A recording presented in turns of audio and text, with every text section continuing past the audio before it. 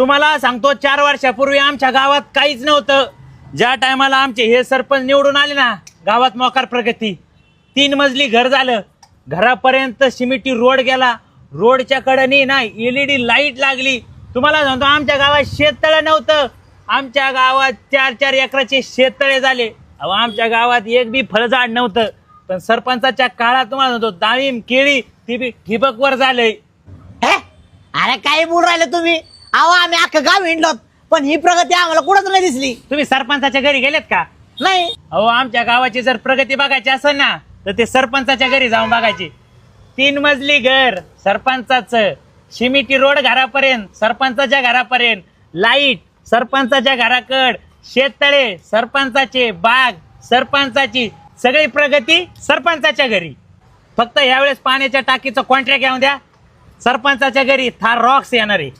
ह्यावेळेस सरपंच होतो, पुढल्या वेळेस आमदार केला उभा राहणार आहे, लक्ष असू द्या. का हो आता IT पार्क उभा करायचं काय? हा तेच डोक्यात चाललंय जरा. चला शेठ. मतदान करा नक्की. प्रगती तुमच्या घरी नाही येणार, यांच्या घरी या.